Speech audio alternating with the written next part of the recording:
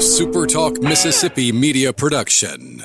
This is Gerard Gibert, and thank you for listening to MidDays here on SuperTalk Mississippi. MidDays with Gerard Gibert is on the air. MidDays with Gerard Gibert is powered by C-Spire. Power your home or business with C-Spire Fiber. To learn more, visit supertalk.fm/C-Spire. C-Spire Fiber powers SuperTalk Mississippi.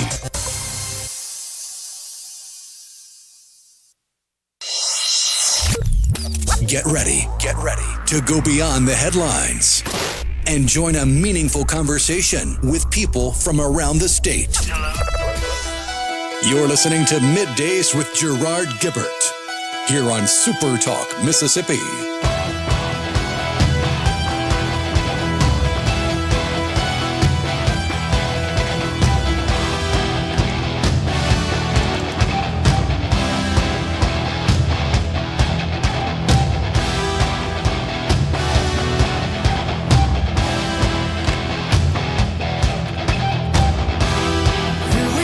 Good morning, everyone, and welcome to MidDays, SuperTalk Mississippi. I'm your host, Gerard Gibert, along with Rhino in the Element Wealth Studio, guiding you through the middle of your day with facts, fodder, and fine music on this Friday, y'all.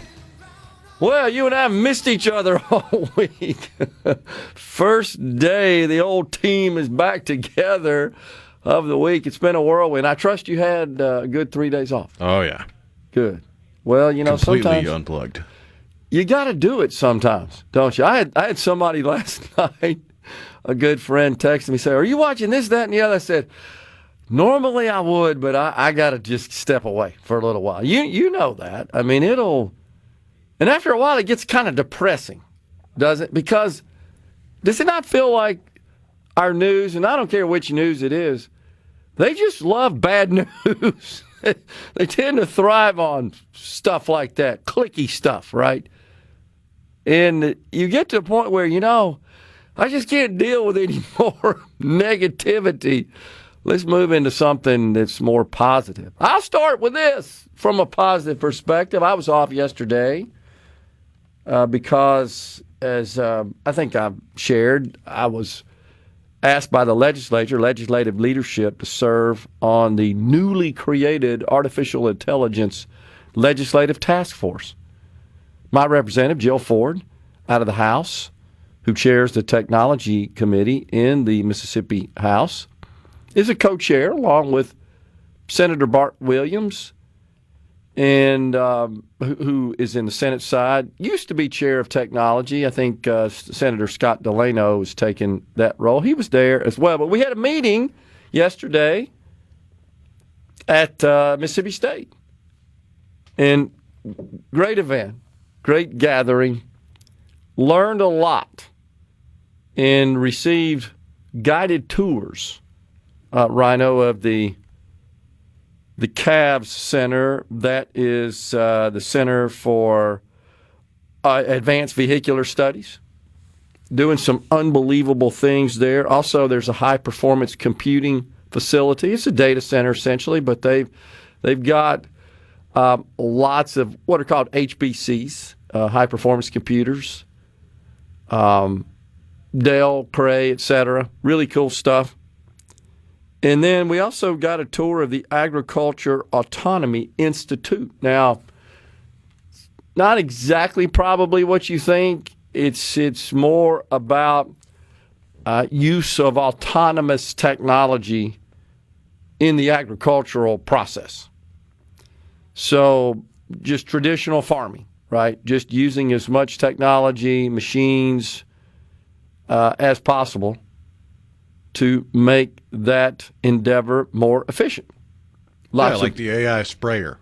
Exactly. And there's lots of advances even going on with respect to that right now. And we've talked about that because of our partnership with Ag Up, the John Deere company, retailer in the state of Mississippi, the John Deere dealer. And, you know, you and I have had fun just talking to those guys about these incredibly sophisticated machines they have. They ain't your mama's tractor, you know what they're saying. But one thing that was kind of neat, Rhino, in this this AAI Agriculture Autonomy Institute, we got tours from the individuals who run the CAF Center, the High Performance Computing Center, and the Agriculture Autonomy Institute. But they had taken an old New Holland traditional tractor, and they are retrofitting it with LiDAR and AI. It was really cool. It had a little LiDAR unit atop it, and of course it was wired into an electronic chassis that was installed on the back of the tractor, with just a circuit board, PC board on it, with a bunch of different circuitry. But essentially they're modernizing that old New Holland tractor to incorporate some AI and, of course, guidance technology. That's what as you know, the LiDAR. It's a combination of LiDAR and GPS and artificial intelligence, but really neat stuff they're doing up there, man. I'm telling you, it doesn't get a lot of national sort of news, but Mississippi State's leading the way in artificial intelligence. And the thing, of course, we also were exposed to is there's not a curricula on campus, a pedagogy on campus that I don't think has artificial intelligence embedded in it some way, somehow, which is totally understandable. But a lot of interdisciplinary training and education and coursework related to artificial intelligence. We also received an incredible presentation from Dr. Andy Perkins about the university's computer science and AI degree programs, leading the way, honestly, in these various programs. And, you know, I got to tell you, I kept wishing, man, I wish I were younger, because I love this stuff. In fairness, Mississippi State's been pushing the cutting edge forward in technology since, the early 90s. And that's what they talked about. Yeah, when we got a tour of the HPC, so I'll admit I got a bit nostalgic, and here's why. The HPC has a data center there, about 3,000 square feet, I believe, and it's what you would expect. It's rows of racks. Now, this is the existing facility. They're building a new one right down the street. Wasn't really available for touring, but they're going to be transitioning into that facility. It's more modern in nature.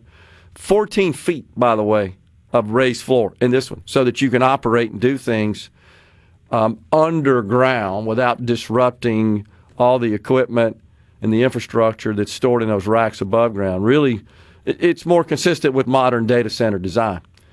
But, Rhino, when you walk on this sort of hall that is on one side all glass, looking into the data center floor there, off in the corner, they preserved a stack. I think it was like 8 Sun Spark 10 workstations. I'm certified on Sun Spark 10 and the Spark and Solaris technology. And I'm having a hard time remember the exact dates, but it's from the early 90s when I got involved in that stuff. You can look me up on when the Spark 10 was introduced. Release date, May 19th, 1992. Okay, I was right. Early 90s. I remember going to school. Publicly available in September. Okay. And look, my company was a Sun partner. We sold this stuff. We brought Sun to Mississippi. By the way, you know what? I think I've shared this before on the program. You know what Sun stands for? Stanford University Network. And it was Scott McNeely, the founder of Sun Microsystems, a Stanford guy, of course. And he's famous for the saying, the network, I think I got this right, the network is the computer, or the computer is the network. That used to be, I remember, we used to have posters around our shop promoting Sun technology, and it had that saying that slogan. I think it's the network is the computer. Yeah. Well, so that was the slogan originally coined by John Gage at Sun in 1984. Now, I started the company in 1986, but they used to produce posters for us partners, that we could put around our shops when you're demonstrating the equipment to potential customers. But I just remember the poster had the network is the computer. How right was John Gage in 1984? How prescient was that? And here's what I mean. Think about it. This computer we all walk around with, these phones, you don't think about the fact that what makes all that work is the network. That's what makes all that information accessible and available and usable. But you don't think about it, but it's that network that really is the computer, if you will, because it's that connection that gets you to all those programs and data. He knew exactly what he was talking about way before the commercial internet came on the scene, way before we started building out massive commercial data centers as we do today. But and I have to admit, I got excited, and I was with Dr. Craig Ogeron, who runs Information Technology Services here in Mississippi. He's on the task force as well. I said, Craig, I used to sell those, pointing to the old Spark 10. It's a relic. We're coming right back. We got Leah Long from NFIB today at 10:35.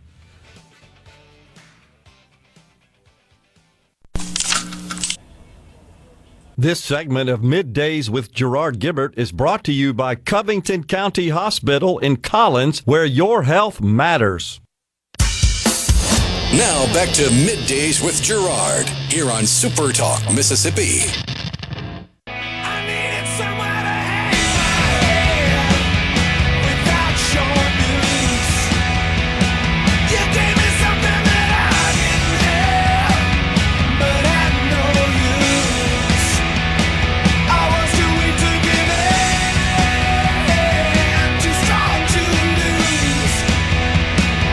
So I just want to wrap that up, Rhino, that there's some good stuff going on up there at Mississippi State.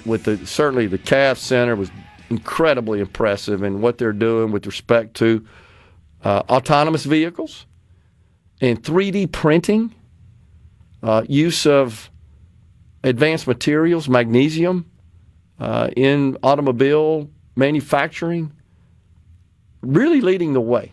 And much of that technology, as you know, gets commercialized as well.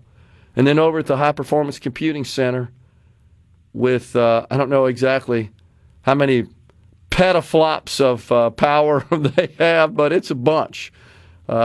Witnessed that presentation. And then the agricultural autonomous technology is just fascinating what's going on there. And that, of course, hits close to home because we have such a large agricultural industry.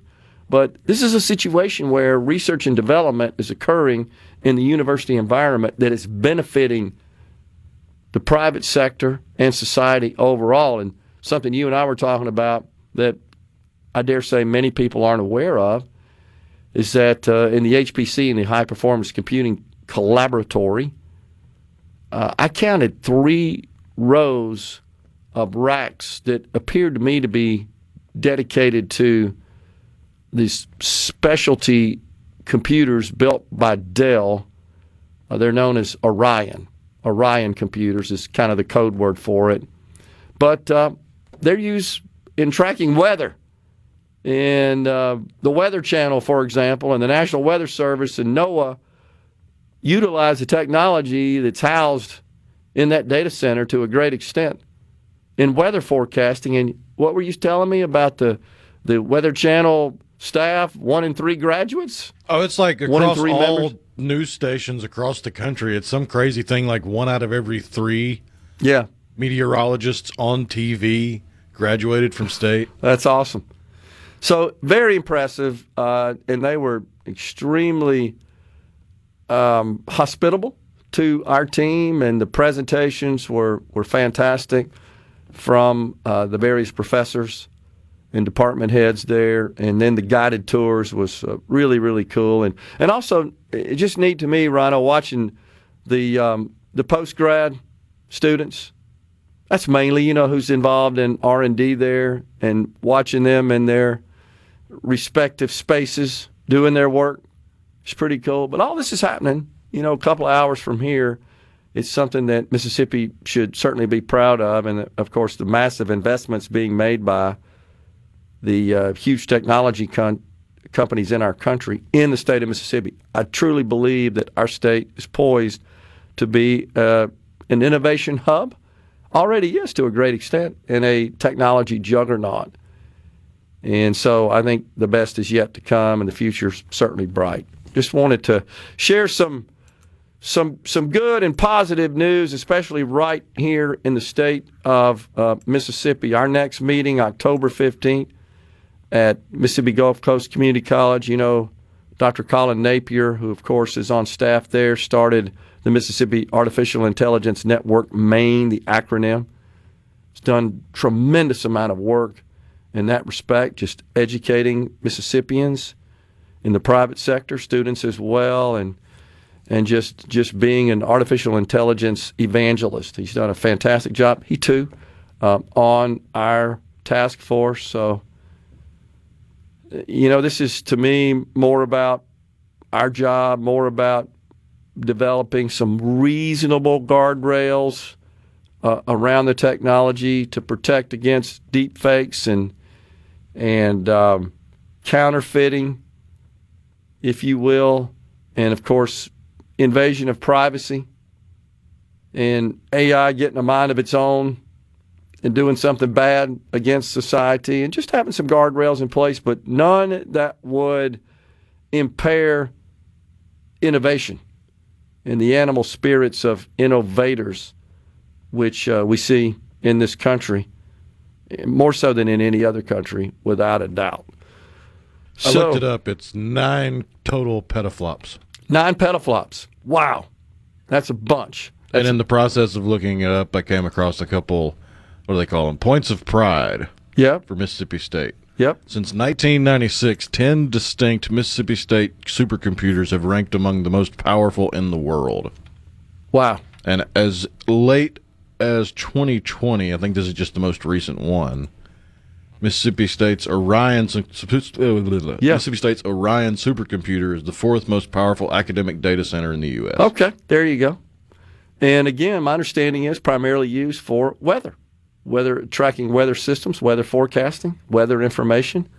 By the way, we should explain the FLOPS. That's an acronym, FLOPS, for floating point operations per second. It's just a method, a metric used to calculate actual compute processing power. That's a separate, obviously, metric from storage capacity.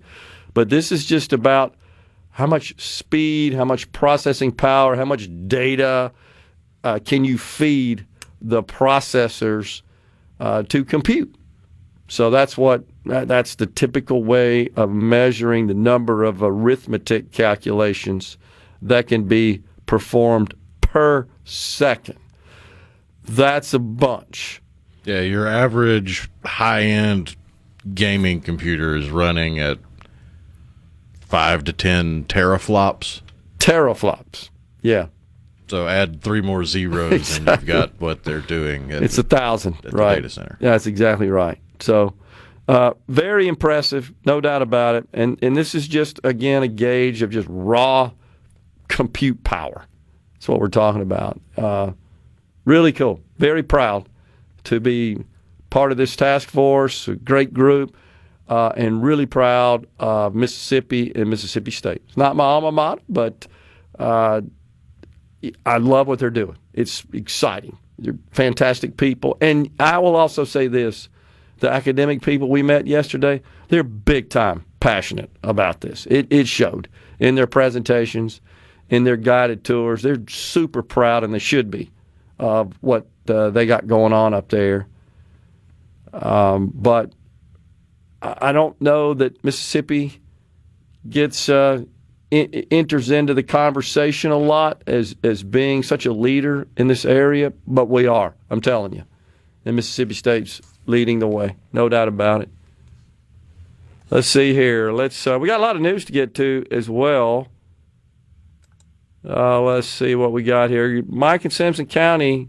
Good morning, gentlemen. I'm a federal employee at one of our military bases here in Mississippi. Just interested if you've heard any update on the CR, the continuing resolution. All indications are, I would say, Mike, Rhino, I know you've been tracking this as well, is that we're headed for a so-called shutdown. We got, 1 day left, I think, on the Senate calendar, if I'm not mistaken, 1 business day left. The House isn't even in session. Of course, they feel like they've done their part. They sent a CR over, so it's in the Senate's hands. And at this point, it doesn't appear that the votes are there in the Senate to get the government funding beyond the end of the month, which is next Tuesday. That's when we run out of money, essentially. So the president says that he's not interested in negotiating with the Democrats. They have actually called, as Chuck Schumer, the Democrat leader in the Senate, he has requested a meeting with the president to talk about it, and the president said there's really nothing to talk about here, guys. The demands you put on the table are unreasonable, and we're not going to concede. So the big issue here, honestly, is health care. Always is, seems like. But it's about the Democrats' desire to extend the enhanced subsidies that were enacted on a temporary basis in the American Rescue Plan. That was in early 21, right after Joe Biden took office. I've said many times that I think it was a huge mistake and a miscalculation on the part of the Biden administration because it lit the fire to inflation, which was starting to smolder down, and they just poured fuel on it by pumping $1.9 trillion into the economy, dropping it out of helicopters, as I like to say. But that included increasing the financial assistance provided in the Obamacare exchanges to those who qualify, who purchase their coverage in those exchanges. So it just ratcheted up those subsidies from what was originally enacted in 2010 under the Obamacare, the Affordable Care Act. Those expire in 2 months, 3 months. At the end of this year, the Democrats want to extend them. The Republicans do not. I got more information on what that might mean as well. We're coming right back with Leah Long. Stay with us. From the Seabrook. You're listening to Middays with Gerard Gibert, here on SuperTalk, Mississippi.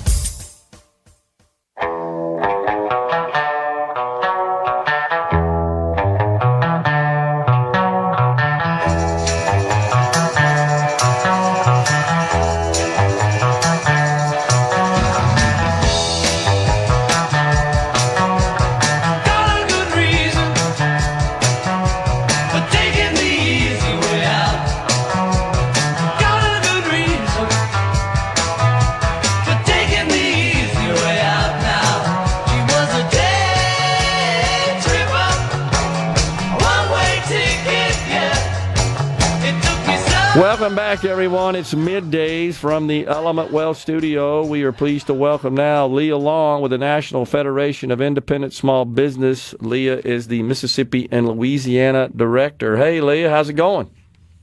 Hey, good morning. Thanks for having me on today.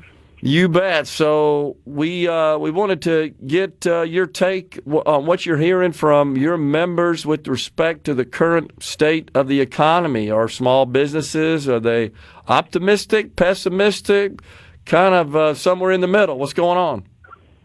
Yeah, so our latest report that came out is the optimism index has increased slightly in August for these small business owners, and they've expected, stronger sales expectations and they've kind of improved earnings. But one of the biggest issues that they continue to face, and I know we talk about it every month that I'm on here, is the labor issue, quality, a good skilled work.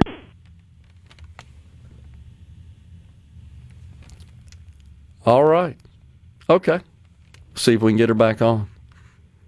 So while Rhino's working on that, Mike, in Simpson County, this question about the continuing resolution, it does not look like at this point we're going to get one. And again, the big sticking point is the Democrats want, okay, we got Leah Long. Leah, you there? Yeah, I'm not sure what happened. I'm not either. But, all right, so you were just saying that the optimism level ticked up a little bit, but they're still having problems just getting the labor, the skilled, qualified labor they need. Yeah, definitely. They're having issues. You know, we talk about it every month that you got to have a strong workforce, and that's something that we're just seeing all over the country, but also in Mississippi, that you got to have qualified workers to fill these jobs. And, you know, we talk about, you know, the difficulty in certain construction areas, manufacturing, transportation, energy. All right. Something going on there. We'll see if we can figure it out. So, once again, back on the CR, it's really kind of anybody's guess as to who will get hung with it. Usually it's the party that is not in power, that is seen as the obstructionist, and that would be the Democrats in this case. However, I think it's fair to point out that there are a lot of people across this country that are about to receive notifications concerning their health care premiums, both folks that get their coverage from their employer as well as those. Okay, we got Leah. Leah, we got you back. Hopefully we can keep you connected there. I'm not sure. We're having major technical difficulties. No telling. So labor, a problem. A problem, yes, especially in the construction, manufacturing, transportation industries. And you think about it, those are, you know, a strong, skilled, you know, whether you're a trade skill worker, being able to have employees there to fill those job openings is becoming quite difficult. Yeah, but, you know, there are reports nationally, Leah, that indicate the labor market is actually weakening somewhat. So that would indicate that there are an excess of workers seeking employment relative to the jobs that are available. Many analysts believe that employers are just kind of waiting to see the full impact of the tariffs that were imposed, and the president announced some big tariffs this morning as well, before they make a move and start filling their ranks. You know, everything, you know, that affects the business, it does add to the cost of doing business. So the outside things like tariffs, while we haven't necessarily polled our members directly on that, because we do represent kind of every industry in the economy. So, you know, some tariffs may affect other industries, you know, different than others. But, you know, everything does add to it. I know when I kind of had a technical difficulty, you were talking about healthcare premiums, this kind of stuff. I mean, everything adds to the cost of doing business. And, you know, healthcare issues and the premiums of insurance, that's one big thing that we're hearing that is driving the cost of doing business up just for small business owners, for sure. Yeah, so the president, you probably saw it this morning, announced 25% tariff on heavy, is what he calls heavy big trucks that are made outside of the country and imported into this country, and also I believe 100% tariff on imported pharmaceuticals, certain imported pharmaceuticals, which you know that the health insurers are figuring out how that affects their cost of doing business, and they're likely to increase the cost of coverage, and of course that would trickle down to employers and companies. Absolutely. And, you know, we talk about this a lot, that, you know, as a small business owner, you invest a lot of capital into hiring somebody, because some of these people don't have HR teams. They don't have that, so you're training there. And you also want to offer a great compensation package. And, you know, health insurance is one of them. If they're able to offer it, most small business owners do. You know, if they don't, then they kind of come up with other ways. But being able to keep and retain someone that works in a small business owner is super important. In a small business is super important, because you've invested in that person. You want them to stay. You want them to continue to grow their skill set. And I think, you know, we talk about health insurance. That's one of those big things too. You know, you want to be able to offer that and keep that employee there for a while. And if that cost continues to rise, the small business owners have to eat that cost. And like we say, at the end of the day, it's a balancing act. Yeah, absolutely, and it seems like it's a constant guessing game that companies, business owners have to deal with, especially small and mid-sized businesses, when things are just hitting them from all directions, and it kind of happens randomly and without a great deal of warning, and then they have to react to that. Absolutely. Of course. Yeah. So, The NFIB produced a press release. We have that in our hands right here, where it was indicated that 114 of Mississippi's state legislators, 31 in the Senate, 83 in the House, achieved a 100% NFIB voting record for the 24-25 legislative session. Tell us about that. Yeah, so super proud of them. We love legislators that are pro-small business, and that's one thing. We're talking about workforce, and, we kind of poll the legislators on their votes in certain issues, taxes, workforce development, insurance, whatever it may be. And, those legislators that received 100%, that's amazing. I mean, there's some that received 90, 80, but every vote that they take affects a small business owner. And, this is how we kind of hold them accountable. And I'm excited to see, as we continue to get closer to this next session, kind of see what they're going to do for small business. I know everyone's in the planning mode, but, we would love to also continue to see things done about workers' comp reform, continuing insurance reform, workforce development. Last year there was a ton of bills on getting, people back to work. How do we continue to make our workforce in Mississippi skilled? How do we get them in the right opportunities so we can fill these jobs? And I think that that's something the Mississippi legislature is going to continue to build on. Anything in particular, Leah, that your organization is going to be pushing for in the upcoming legislative session? Mainly just workers' comp arena. We talk about that just in general. We talk about insurance rates and health care and making sure that, there's no overly mandated health insurance mandates that are going to come down, and, protecting the small business owners and making sure that they're not overly regulated. And that's something we'll continue to watch. And like I said, workforce development will always support bills like that. I'm excited Mississippi's continue. Obviously, I do Louisiana, so it's always kind of competition I like to see during sessions, like which one's going to have a better session. Which one's going to do better for small business owners? And so, obviously, the tax reform thing has been huge in Mississippi. Yeah. So I'm continuing to see on that how we can continue to make sure that that continues to get phased out and goes down to zero. Leah, I thought that the most critical and most beneficial provision in the One Big Beautiful Bill Act was the return of 100% deduction, the so-called immediate expensing for capital investment made in a given year, total write-off of that rather than depreciating those investments over a period of time. Are you hearing that from your members as well?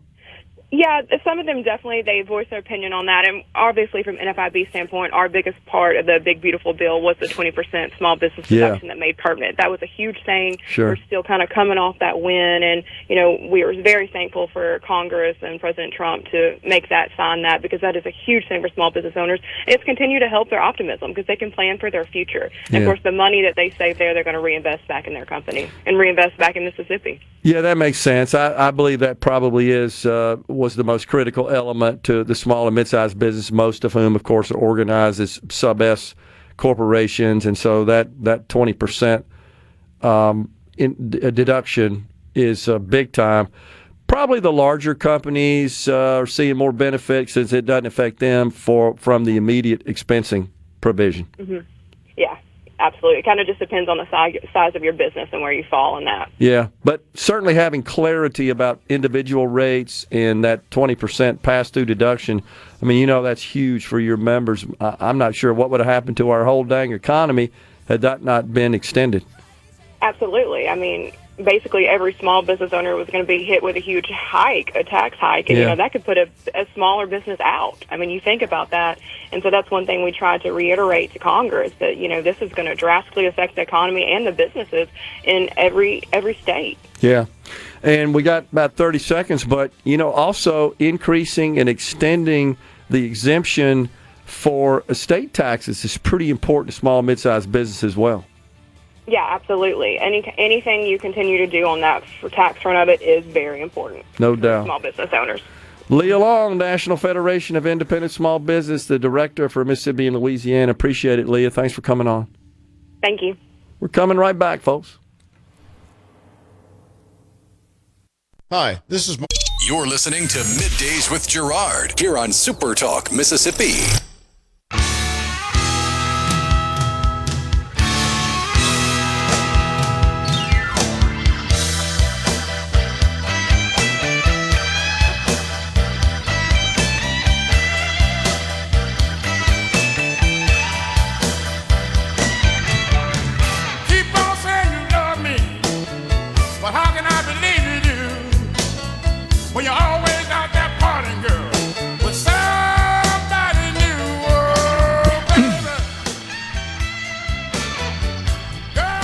We are back in the Element Wealth studio. Thanks so much for joining us today.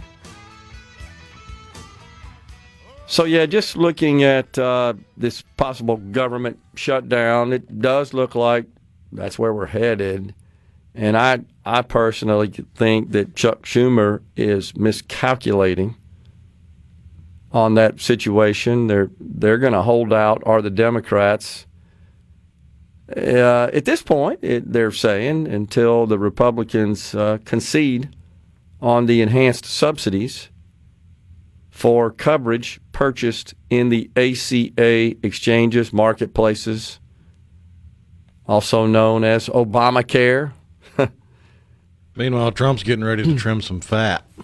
Yeah, so the agency complex has been ordered, right, by the Trump administration, figure out a plan to eliminate a lot of jobs in the federal government. That is what's going on right now, and so I think they're looking at their org charts and trying to figure out what they can do. That's what you're seeing as well, right? That's the instructions from the Trump administration, from the White House directly, is to figure out who you can do without and get ready to let them go, some people go. That's what they're saying. That could mean a lot of people that work for the federal government would lose their jobs on a permanent basis. What it appears to me is going on. So we'll see where all that goes, but these are certainly dicey times with respect to that situation. The subsidy situation is something that is worth noting. There are a lot of people that, I dare say, buy their coverage in the exchanges that support the president, and they're going to be somewhat shocked when they see their premiums going up as much as they are as a result of these enhanced subsidies terminating at the end of the year. But this is always the risk when you go out and you increase federal public assistance and then you take it away. And that's exactly what's happening here. It was a mistake to do it to start with. Biden... Well, Obamacare was a mistake to begin with. And this just builds on that. So what they did here was, okay, Biden says, we're just going to drop money out of helicopters by increasing these subsidies. So the enhanced component, the enhancements to the subsidies, cost about $35 to $40 billion a year. The total subsidy program is now bumping at $100 billion a year. I mean, it's just pure welfare. You have to be honest. It's what it is. And so, just as an example, a 29-year-old individual that makes $35,000 a year, now that's about 225% of the federal poverty level. Right now, their premiums on an annual basis, this is annual figures, $1,033 a year. Without these enhanced tax credits, the enhanced subsidies enacted in the American Rescue Plan and in early 2021 under Biden when he first took office, without those annual premiums would cost $2,615 a year. That's a $1,582 a year increase, or 153%. So they're going to get some sticker shock when they get these notifications, and that's because they probably didn't realize you've been obtaining your coverage. Everybody, the 24 million people who get their coverage in the exchanges the last 3-4 years probably don't realize that this is about to hit them, that this was temporary. This was Biden trying to, I guess, just win the sentiment, the support of Americans by enhancing these subsidies. Not that we had the money, because we didn't. We were running deficits just like we are today. So anytime you add spending on the federal income statement, you're borrowing money 46 cents of every dollar spent is borrowed. That's the current math. So that's what's going on here. A 35-year-old couple making $30,000. That's not a lot for a couple. That's 142% of the federal poverty level. They presently pay zero for their premiums. They will pay $1,107 a year once the premiums, the enhanced credits expire. So the question is, are there enough people to kind of sway the midterms that are going to be hit with these increased costs? I don't know. Kind of remains to be seen. Sort of depends on where they're located, what districts they live in. 340,000 in Mississippi get subsidized coverage in the exchanges. Fox News, SuperTalk News coming your way, then 2 hours of Middays. Middays with Gerard Gibert is brought to you by the Mississippi Business Journal. Visit msbusinessjournal.com. Scott Coopwood, publisher and president. Get ready to go beyond the headlines and join a meaningful conversation with people from around the state.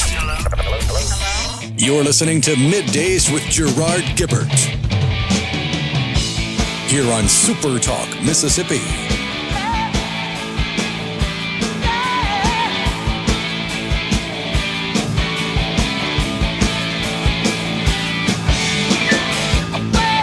Welcome back, everyone. Hour 2 of Middays live from the Element Wealth Studio on this Friday, y'all.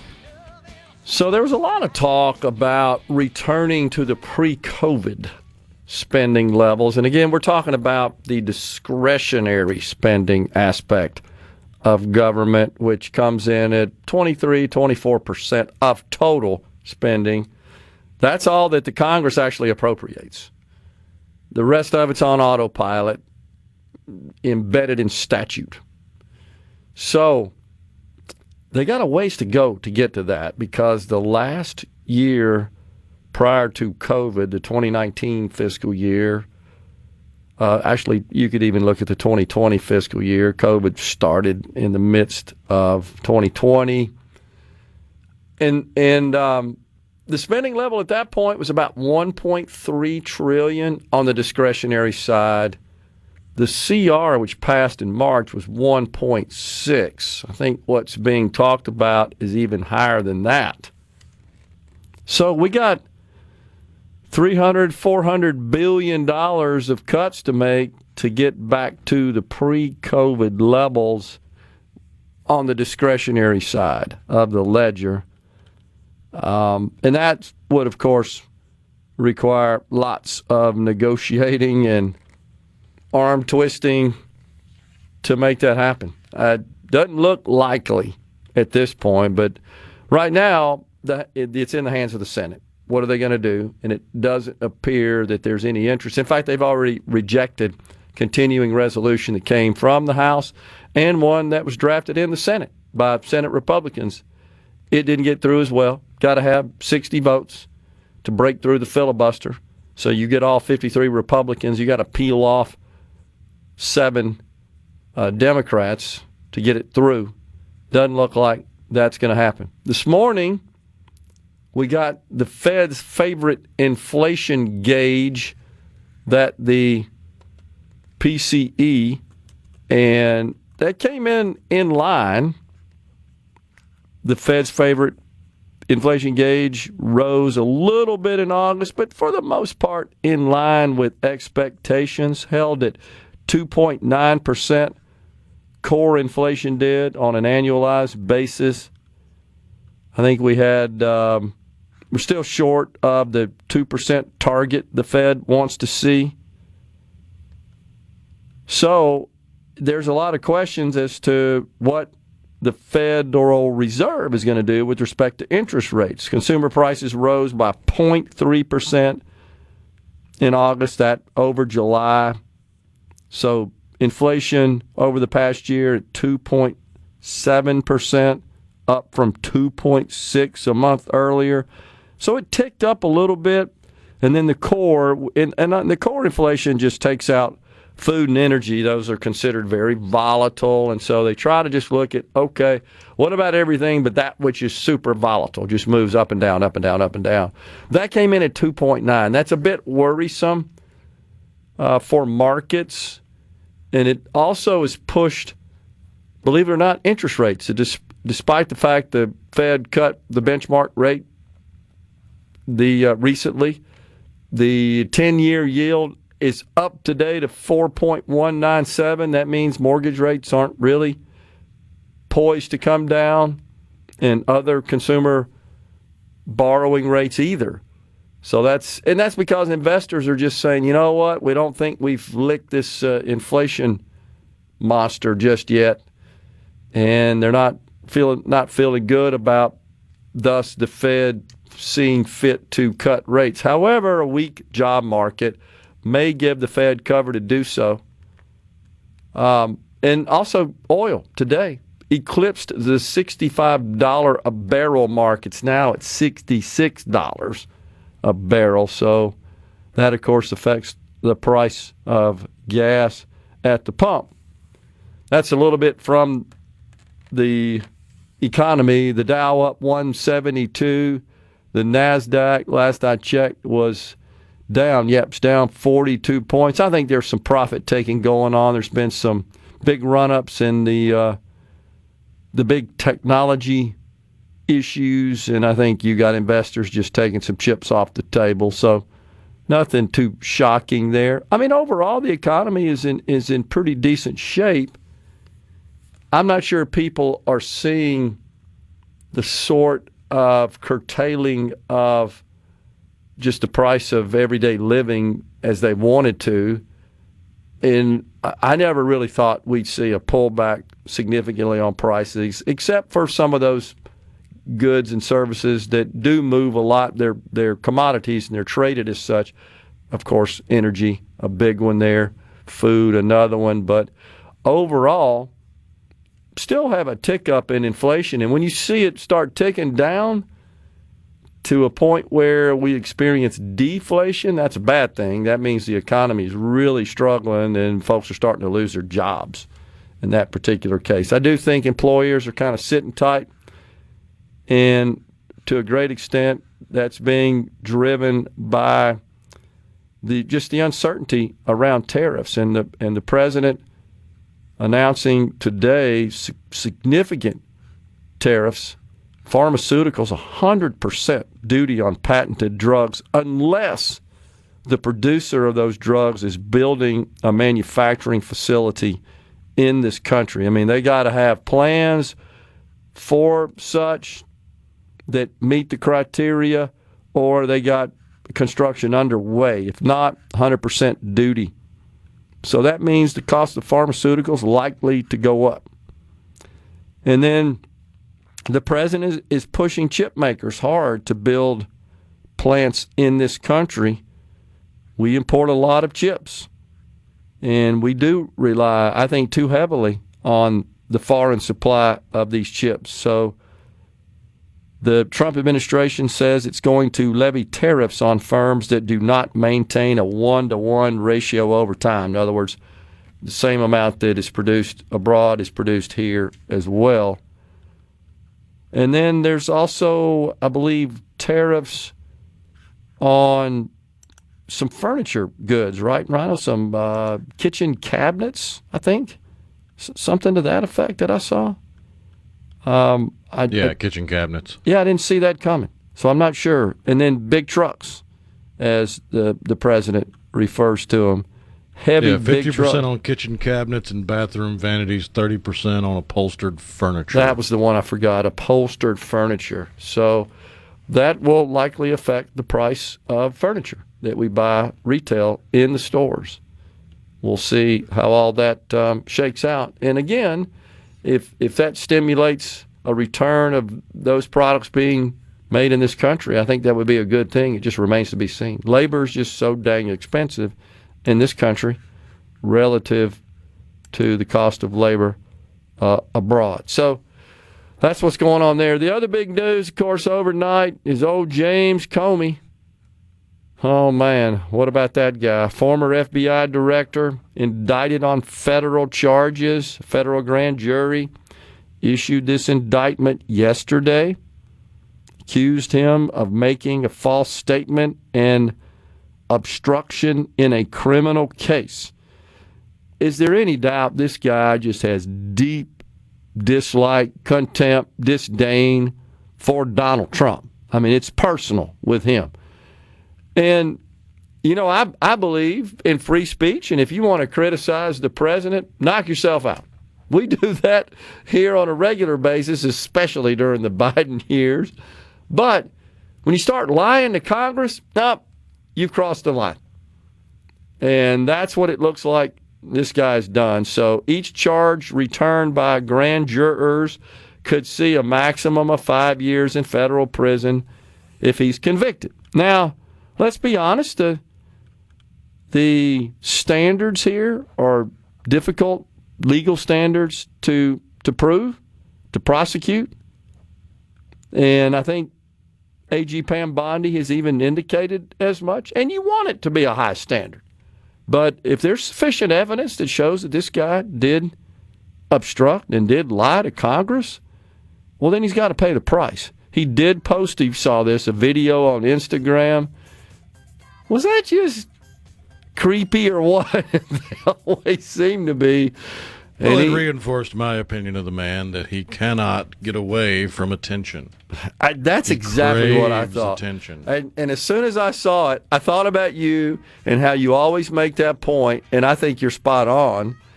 He said he was innocent of all the allegations, and he told viewers he is not afraid. But, dude, if it's proven that you lied, I got no mercy on you, man. Lied to Congress? And I can't remember who it was in the Congress that was interviewed said, yeah, we know we have people that lie all the time. I can't even comprehend that. And I think this person... Because if it were you or I, we'd be in prison. That's exactly already. Right. I can't comprehend it. Stepping aside, coming right back with Caleb Sailors. Stay with us. From the Seabrook. Middays with Gerard Gibert Let's do this.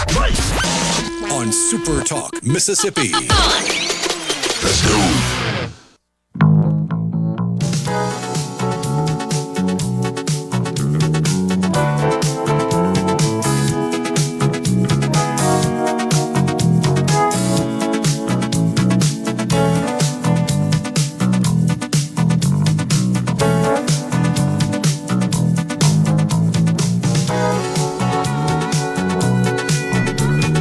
We are back in the Element Wealth studio. You're tuned in to Middays. Golly, don't even know where we are here. So, but, whew, it's been a long week. But we welcome now Caleb Sailors, multimedia journalist, SuperTalk Mississippi News. And a shout out to Rhino for bumping us into a little Donald Fagen. I heard that, man. New Frontier, good song. That was a Caleb recommendation, by the way. Rhino threw me a bone today. Okay. Donald Fagen. Yep, one of the frontmen for Steely Dan. Yep. Yeah, absolutely. Yep, saw him in concert last year. He's fantastic, of course, but yeah. Very talented group. I know, it was funny. Musicians. Well, he opened for the Eagles. I probably told this on air before. It was funny because I was with a group of people my age. I'm 28.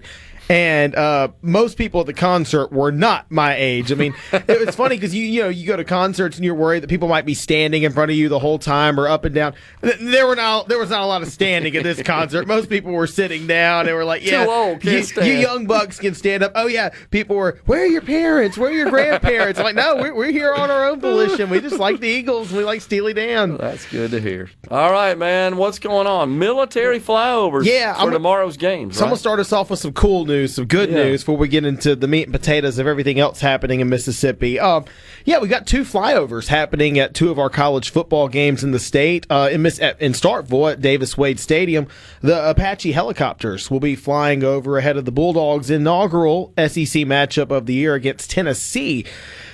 Ole Miss might have won up Mississippi State a little bit here. and I'm not saying that from being biased. I mean, I think objectively, Ole Miss might have won up Mississippi State here. Ole Miss has a B-2 bomber. B-2 Wow. bomber flying over Vaught-Hemingway Stadium.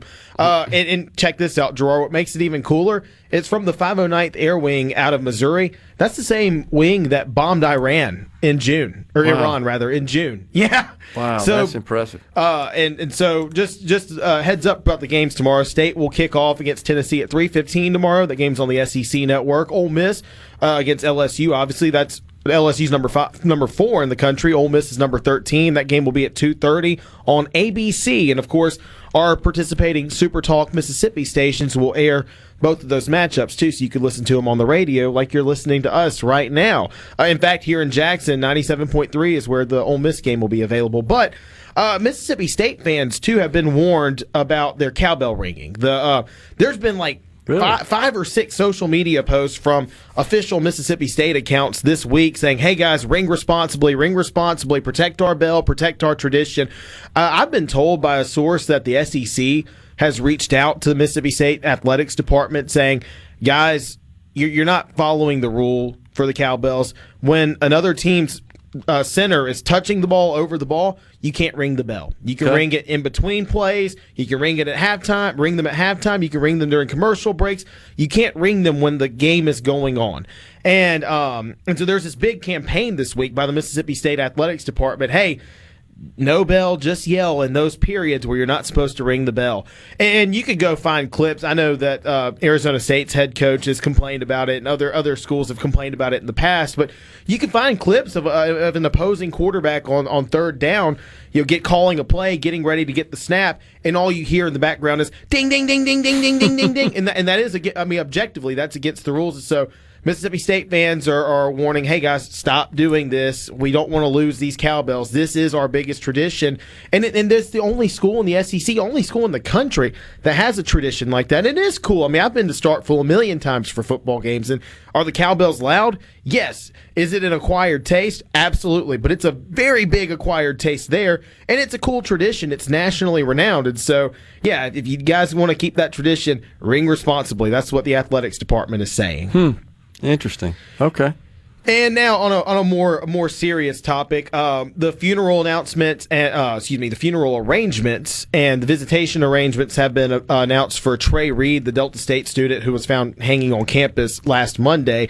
Visitation will be held at Bellflower Missionary Baptist Church in Grenada, which is where Trey was from. He graduated from Grenada High School. That'll be today from 1 to 5 p.m. It's open to the public. And then tomorrow, a funeral will be held at 3 p.m. also in Grenada. And as we stand on that case, right now, obviously the early autopsy from the state medical examiner's office has determined that Reed died by suicide. Of course, an independent autopsy that was funded by former NFL quarterback Colin Kaepernick is underway, and civil rights attorney Ben Crump is representing the family at this time as they seek answers. So we still don't have any results from the independent autopsy. We don't know what the toxicology report has said. That's not available yet. But right now, that's where we are in the stages of the Trey Reed investigation. But all evidence in that case has been turned over to the FBI. I know Congressman Benny Thompson demanded for that to happen. And so state officials, local officials in Bolivar County have turned over everything. So the FBI is investigating, and that's where we are in that case. But right now, early signs are no signs of foul play, that he died by suicide. But again, an independent autopsy is underway, and the federal authorities are still investigating the case. So there's no concrete conclusion yet. Okay. No earth-shaking change news. No. The biggest news in this is that they're doing a funeral this weekend, and visitation is today. And some good news in central Mississippi specifically, but also in a 45-county radius of Mississippi. Energy Mississippi is doing this huge campaign to fix its grid. And a $300 million, it's called Superpower expansion. So this is something I know that you've talked about on your show a lot, and you've had people text in. I've seen the text because I'll read the text line when I'm doing the scoreboard show from your show and Mornings with Richard Cross, and I'll see some people getting ticked off about things happening in the state. It's funny. It's like, I can't believe this happened. Oh, by the way, Kossuth beat Jay-Z George to this score. And so it's funny reading the politics and the high school scores. But Energy is trying to improve its grid, one, to reduce power outages, because that has been a problem. We've had bad power outages after just about every storm, and Central District Public Service Commissioner DeKeither Stamps has also said he's had some issues with energy there. I mean, he told me that. He's talked about it on the show. He's talked about it on the show, and he's told me that. And so, and then also the public has come out and said, hey, we're getting all these data centers, but that's going to jack up our energy rates. And then, of course, there's environmentalist groups and others that stoke fear-mongering to kind of galvanize the public to be against something. But Energy is saying, no, we're going to undergo this campaign. We're going to update our power poles. We're going to clear out vegetation. We're going to install, I believe, some AI power devices that will detect if an outage is coming or an outage has happened and divert power elsewhere to prevent it hurting the masses. I mean, Energy is doing a lot to rectify any potential future outages and to update its grid. But one thing I noticed about in the release that Energy published a few days ago was that these major companies like Amazon Web Services specifically are going to help fund this. Right. Amazon, of course, is getting its own substation for the data centers in Madison County, and I know that Energy will be doing something for the AVAIO and Brandon as well.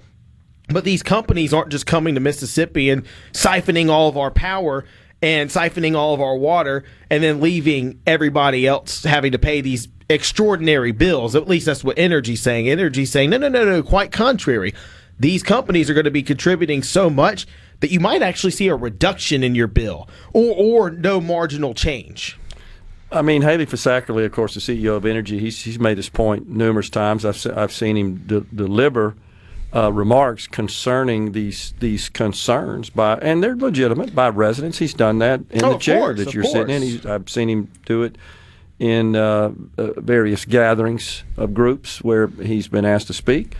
But that's been really their steadfast message here, that they think it's an economies of scale thing. They're going to invest a whole lot more, and as a result of AWS and AVAIO drawing more power, requiring more power, it's kind of paying for the company to modernize its infrastructure, and we'll all benefit from that. Absolutely, and I would encourage anybody that lives in the Central District of Mississippi or anywhere in the state, if you can make it, to go to a docket meeting at the Public Service Commission.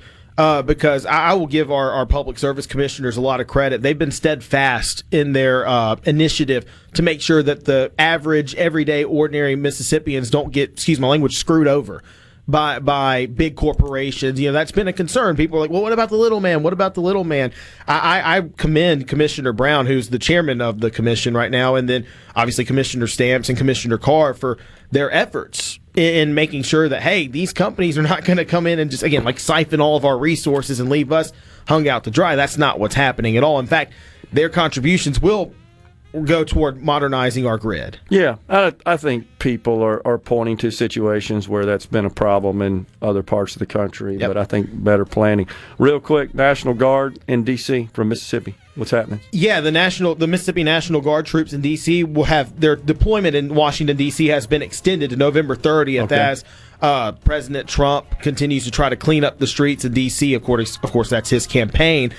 Since now that the Metropolitan Police in D.C. is no longer under federal control, Congress didn't renew the 30-day extension or didn't extend it beyond 30 days. So now he still has control of the National Guard, and the governors in the states can do it. So they're still going to have their presence in D.C. Makes sense. All right, Taylor, appreciate more Steely Dan, Rhino. Heck yeah, dirty cool. work.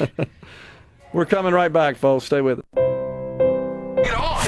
Middays with Gerard Gibert. It is on SuperTalk, Mississippi.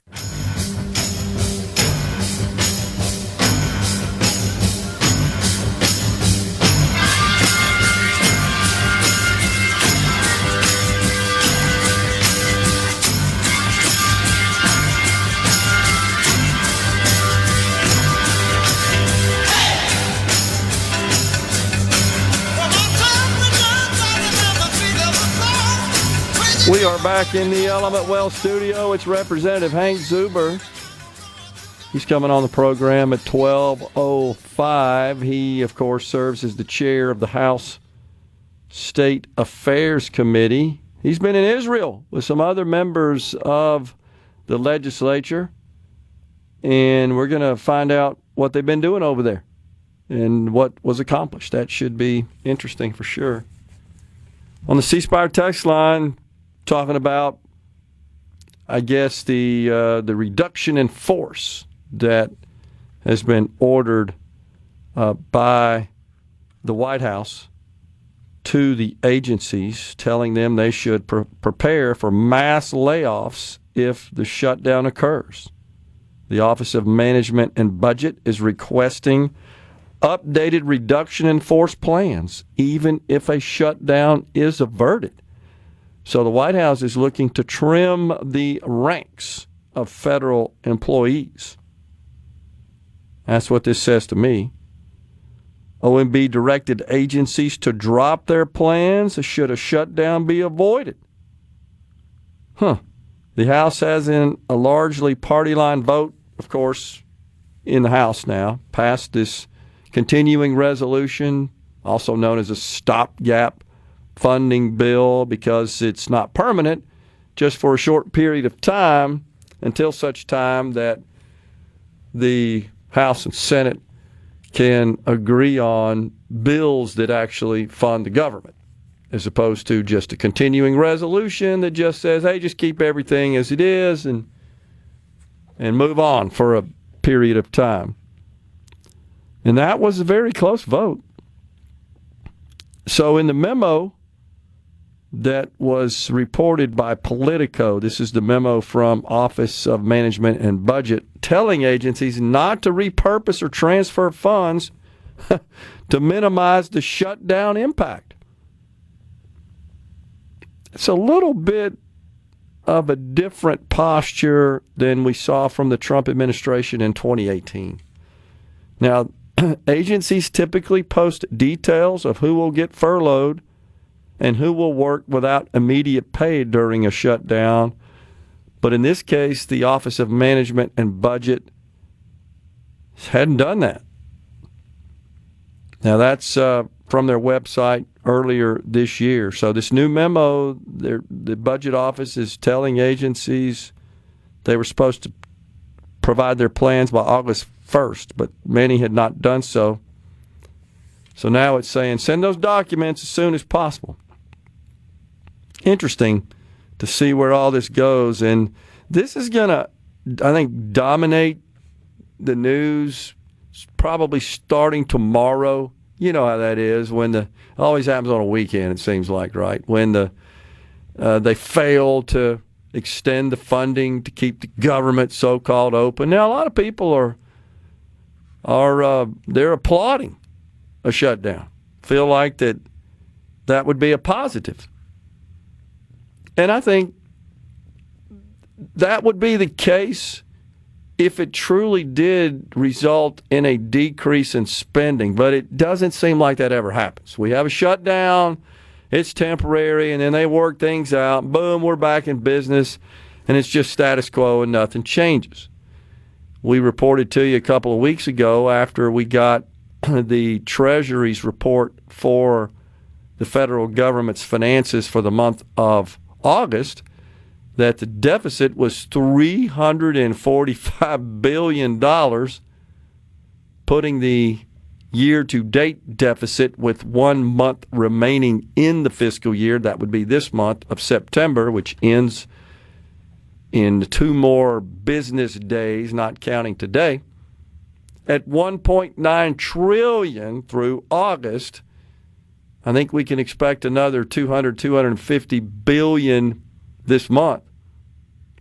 And that would put us in that 2.1 to 2.2 trillion range. This is where I always felt we'd land. So really nothing significant in the way of trimming deficits in this country. We are still experiencing those in a big way, and I just don't see that changing. Now, the president, you may have seen this, has indicated that he would like to use tariff revenue to help our farmers who are truly struggling. and lots of problems going on there in the agriculture industry. And the president has suggested using money from tariffs to compensate farmers for what's going on in the agricultural industry today. You know, I'm not really sure that means anything, because you could say, okay, let's take this money coming into the Treasury from tariffs and divert it to farmers. Well, you're just borrowing money still. I mean, that's still less money into the Treasury to pay for general fund expenses. But the president has indicated, this was just yesterday, that he would use tariff revenue to provide aid to American farmers, he says, until import levies start to benefit them. Because right now, farmers are being hurt by the tariffs that have been imposed by the White House. And so what he's saying is, okay, the money we're getting from the tariffs imposed, quote, we're going to take some of that tariff money that we made, we're going to give it to our farmers who are, for a little while, going to hurt until the tariffs kick in to their benefit. That's what he said from the White House yesterday. We're going to make sure that our farmers are in great shape because we're taking in a lot of money. Ultimately, the farmers are going to be making a fortune. But it's a process. It has to kick in. So I know we have a lot of farmers that tune in. I'm just curious if they feel like that eventually they're going to make a fortune. I think it'd be great if that happens. I want everybody to thrive and prosper and make as much money as they absolutely can. And I know right now farming is a tough industry. I'm hearing from farmers that they're dealing with kind of a double whammy. You got an increase in input cost, most of that driven by tariffs, and you've also got lower sales prices for their production. So it's double whammy. You're getting less revenue for the goods, the products that they're producing, the yield, but they're also paying more to produce those products, whether it's beans, cotton, other row crops, vegetables, cattle, beef, poultry, all the above are really struggling to a great extent because of that kind of double whammy. You got increased expenses and you're not getting as much money for what's being produced. So he was asked, was the president, if the money will be given to farmers in the form of direct checks. He said the administration has not yet decided how the aid will be distributed, but that he is conferring with our agriculture secretary, who was just in Mississippi a couple of weeks ago, Brooke Rollins, on how to get, quote, how to get money to the farmers. So you got low crop prices, trade wars with Beijing, especially because China discontinued the purchase of soybeans from this country. They are the actual world's biggest purchaser of soybeans, and they're buying crop from South America. That's why the United States continues its negotiations with China on trade. It just doesn't feel like China is willing to budge on their position.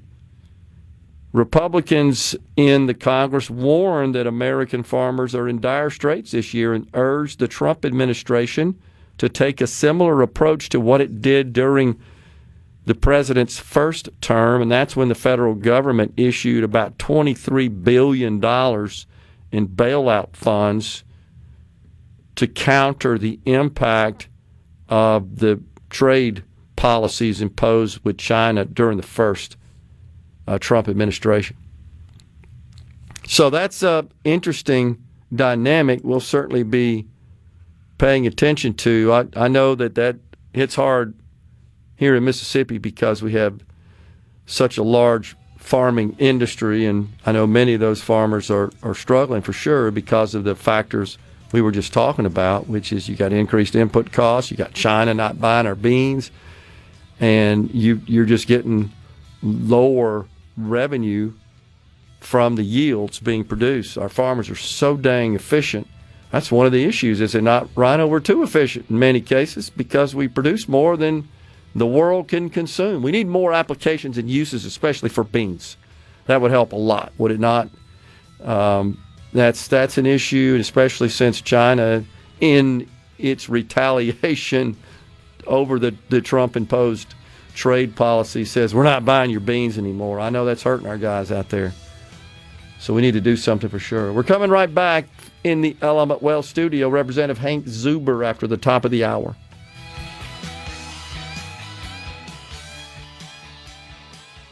Poly up a miss. Are we going to do this? Middays with Gerard Gibert Keep rolling. 3, 2, 1. on SuperTalk, Mississippi.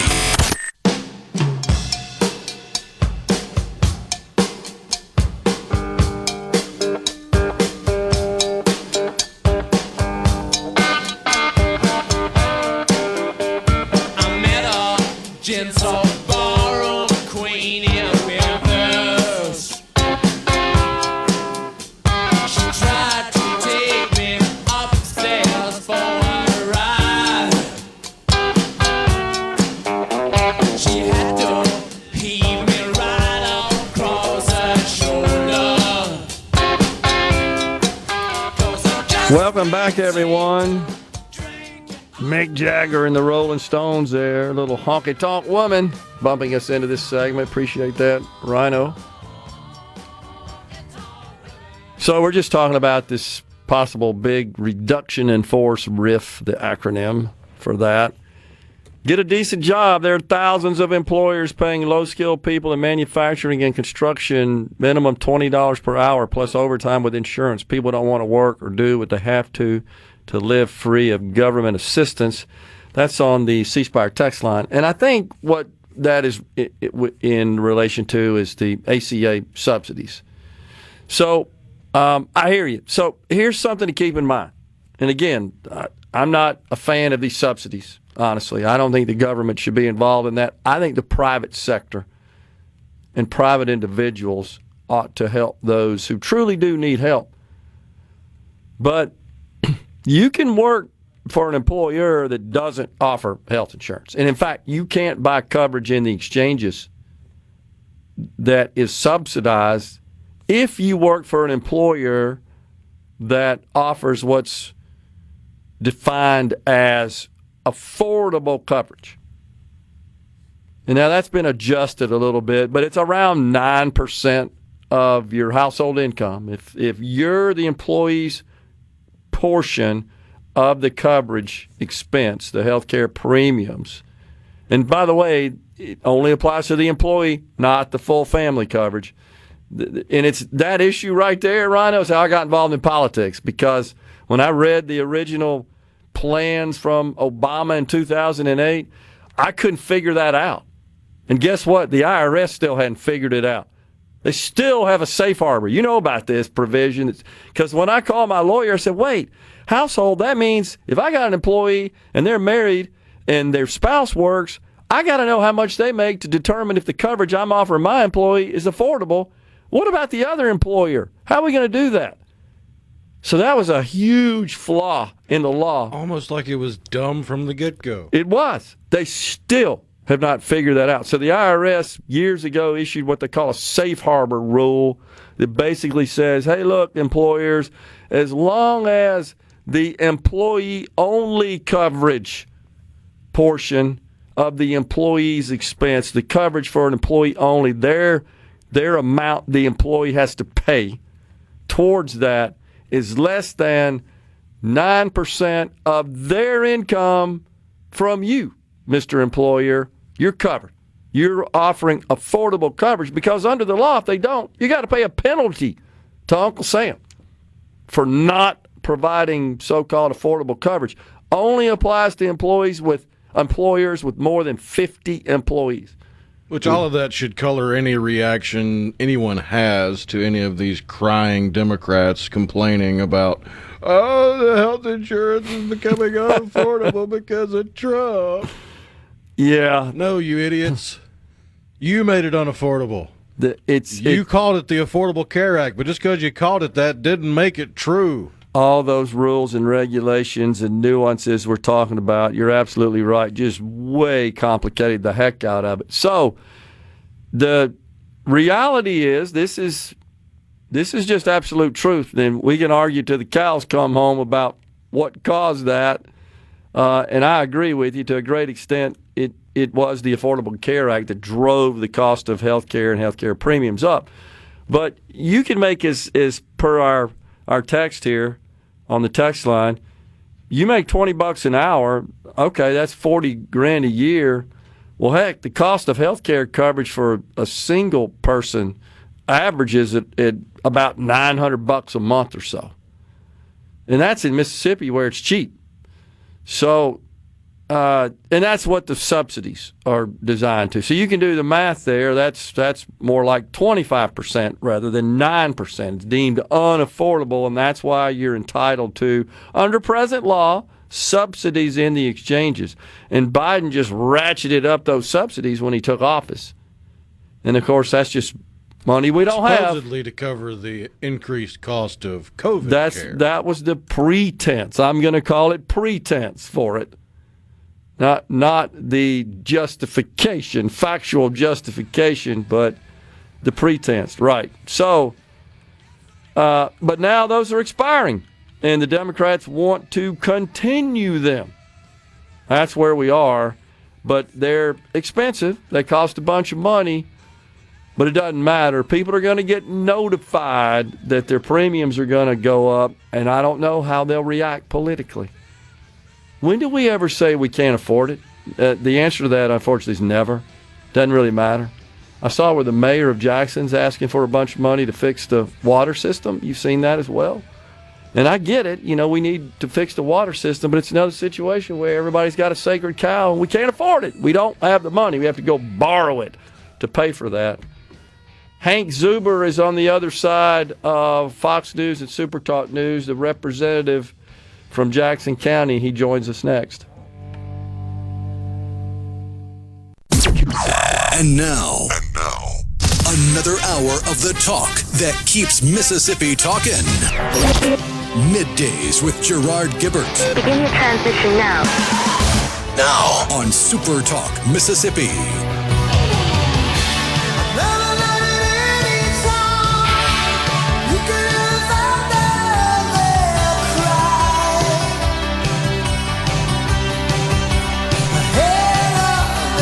Welcome back, everyone. It's the afternoon portion, hour 3 of Middays live from the Element Wealth Studio on this Friday, y'all. We welcome now Representative Hank Zuber. He serves, of course, in the Mississippi House of Representatives, representing District 113, which incorporates Jackson County, serves as the chair of the House State Affairs Committee. Representative Zuber, what's going on, man? Good to see you. Thanks for coming on. Gerard, good to be with you. I've been busy. Let me remind your listening audience, if I may, my district also encompasses probably the most beautiful coastal city in the country, the city of Ocean Springs. Absolutely. Really cool town, by the way. Every time I'm down there, it's almost like you're not in Mississippi. It's so unique. It is very unique. But no, I've been extremely busy, and I was listening to your show earlier, and I totally agree with you about the future of Mississippi, especially in AI and technology. But something that I want to bring to your attention and your fellow members on the AI task force, yeah, and this is something that I looked into maybe about 4 or 5 years ago. Our universities and colleges were last in the Southeast in terms of producing patents. And, that's something that we need to look into and find out, what is the reason for that? And is there anything that we can do, both as a state and in terms of the legislature, to make sure our universities and colleges are not at the bottom, but at the top in producing high-tech and AI patents? Okay. Interesting. Well, I tell you, the experience I had at Mississippi State yesterday was eye-opening and incredibly impressive.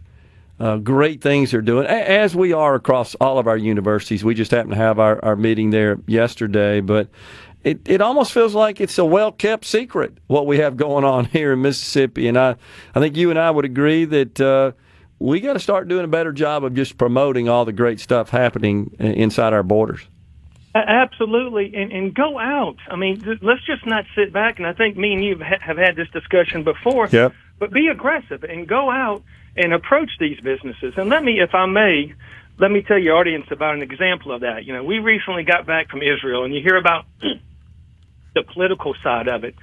But you know which delegation, which state out of the 50, we had all 50 states, which state was prepared to discuss economic development, which state had handouts and pamphlets and statistics and numbers from their local or their statewide development authority, and which state had separate meetings and follow-up meetings with probably the CEO of the most profitable and largest high-tech company in Israel.